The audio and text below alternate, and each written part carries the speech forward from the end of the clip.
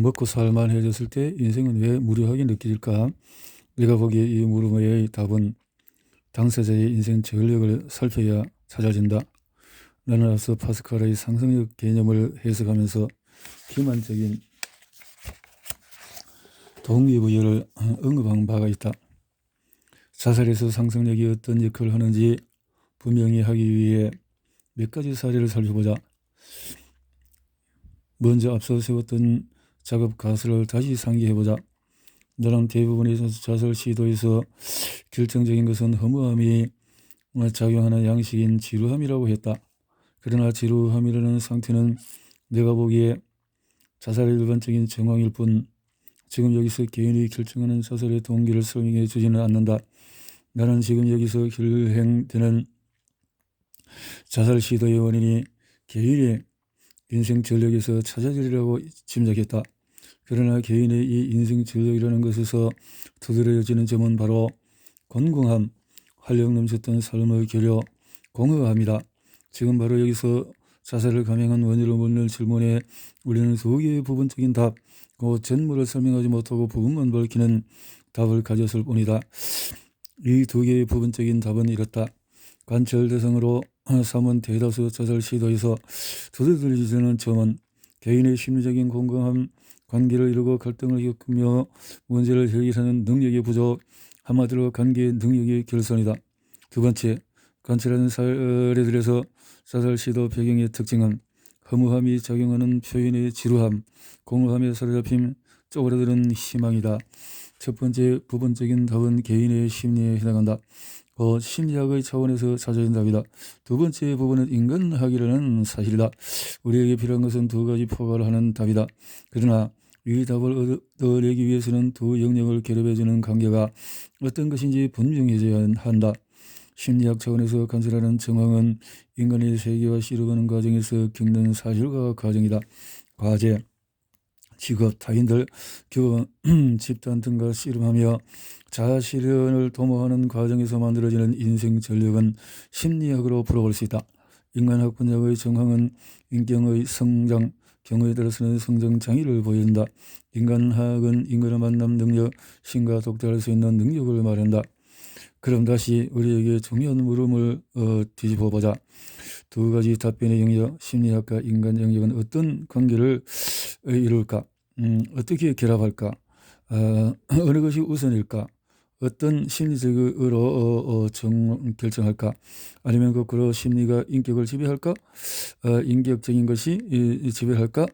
우리의 구체적인 주제에 걸맞게 표현하자면 개인 심리 생활의 건강함이 제1원인일까?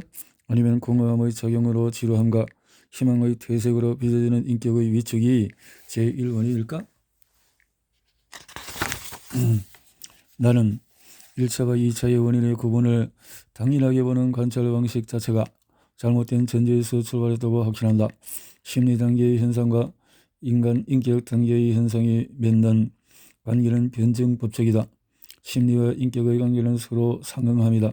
내가 보기에 심리와 인격은 근본적으로 두 개의 서로 다른 작용이 아니라 인간이 가지는 두 가지 측면일 뿐이다. 엄밀한 의미에서 심리적인 사실과 인격적인 사실은 별개의 두 영역이 아니다.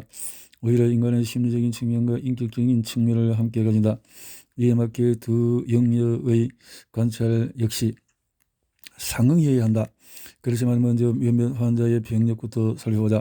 첫 번째 사례는 어떤 커다란 공동 창업주의 병력이다.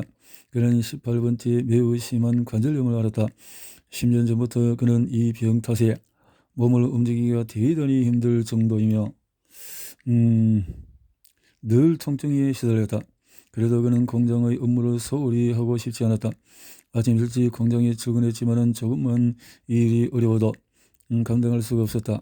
그러던 어느 날 한밤중에 가족이 그런 일을 전혀 짐작지도 못한 가운데 자살하려는 의도로 다량의 르메나를 복용했다. 이 약은 다량일 때 심각한 독성을 가진다. 그는 개인적으로 매우 어려운 위기를 이겨냈다.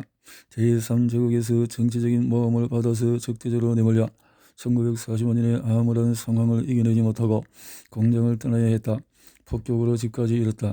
그러나 좌절하지 않았고 가진 노력을 기울인 끝에 다시 공장으로 돌아와 옛 지위를 회복했으며 경제력도 복구했다. 재혼을 했으며 안정된 가정을 꾸렸다. 그런데 어느 날 역사로부터 저는 의카드를 줄 수 없다는 말을 들었다. 처방전이 없이 벌써 10번이나 약을 주어 더는 안 된다고 약사는 난색을 표했다. 관절염 통증을 잊으려 처방 없이 의카드를 몰래 구입해오던 공장주는 이제 어떻게 통증을 더 치료할지 몰라서 낙심한 나머지 루미나를 먹고 자살을 기도했다. 그는 이런 생각을 했다고 털어놓았다. 끝장이거나 어떤 탈출기가 열리겠지. 그는 두려움, 불안, 약간 과시하고 분노였고 절대로 일어나는 어느 정도의 장난기 그리고 의코달 오용의 결과로 자살을 시도한 것이다. 그런데 그보다는 벌써 18년째 관절염을 앓은 것이 훨씬 더 설득력 있는 동기가 아니었을까? 기시타 부하에게 모진 바퀴를 받으면서도 견뎌냈던 그가 아닌가? 공장에서 쫓겨났을 때도 자살하는 생각지도 않았던 사람이 환각제를 얻을 수 없어서 자살한다?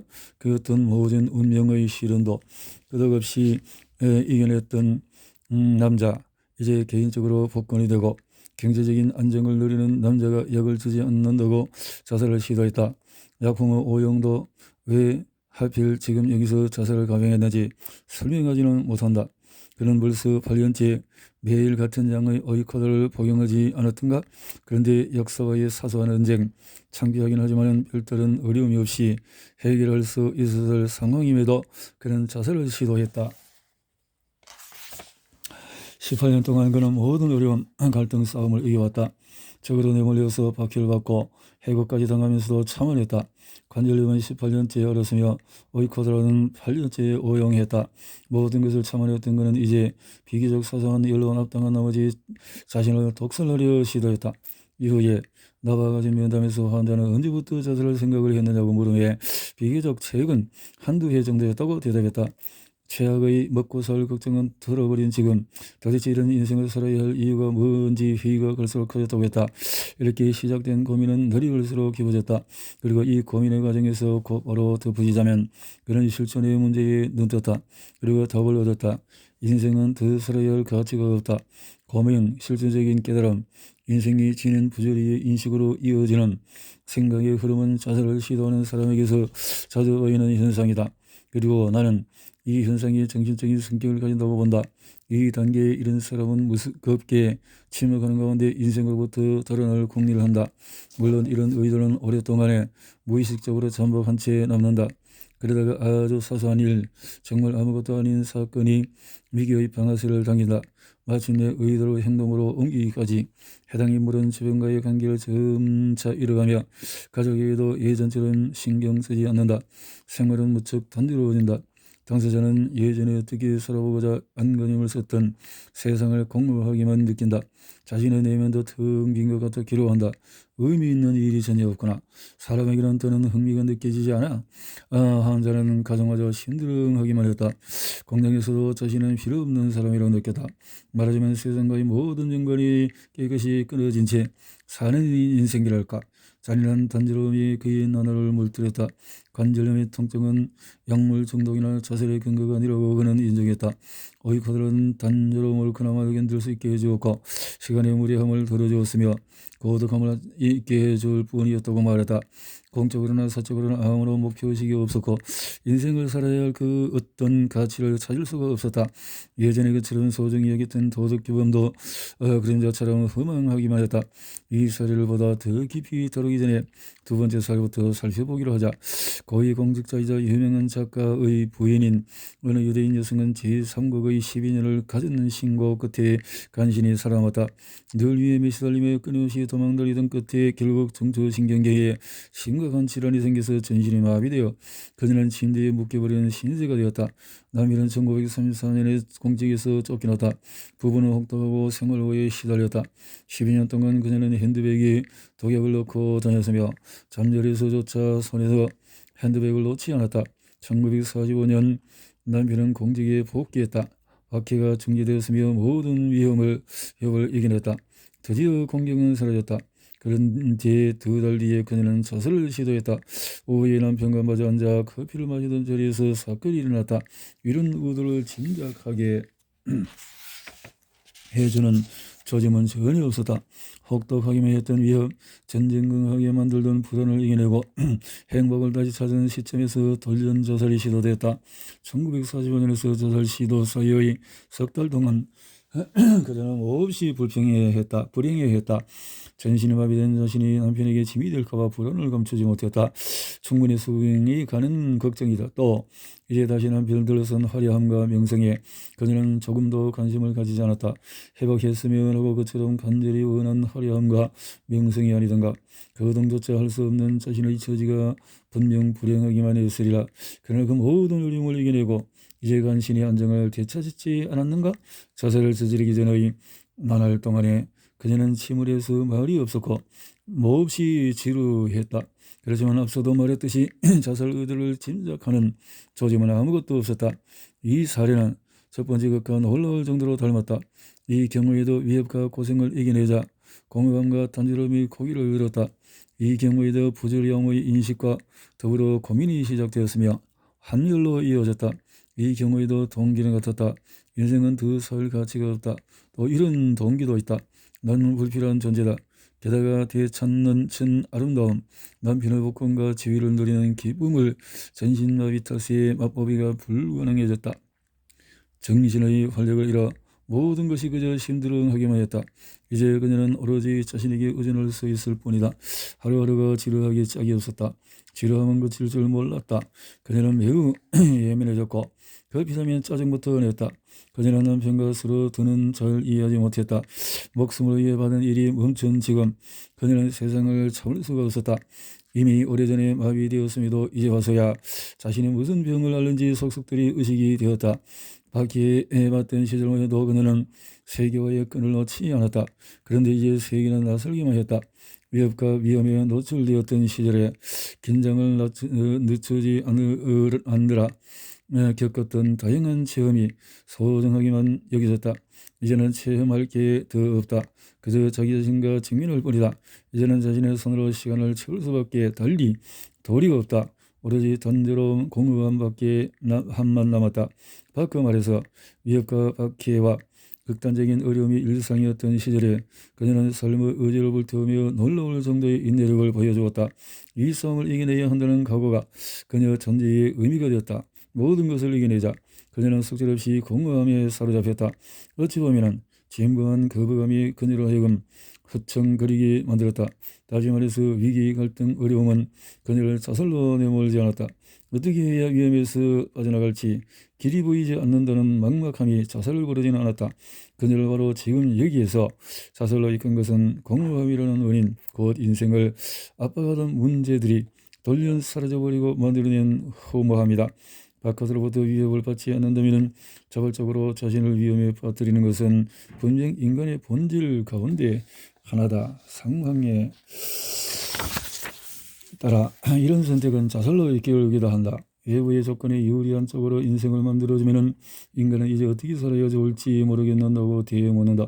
이런 정황은 인간에게서만 볼 수 있는 특수함이다. 자신의 인생을 의무시하는 것은 인간이라는 정신적인 존재가 보여주는 특징이다.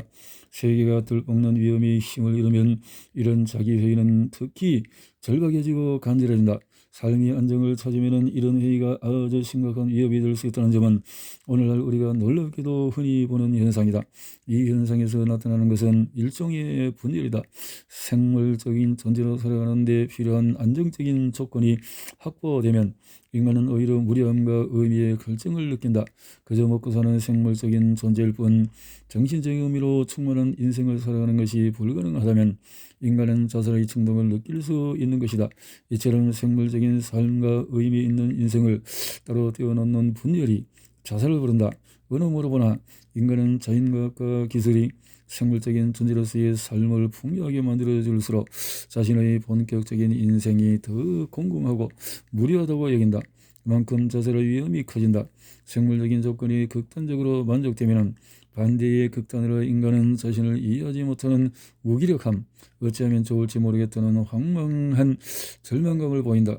그래서 오래 생각할 것 없이 자신의 인생을 문제 삼는 태도가 나온다.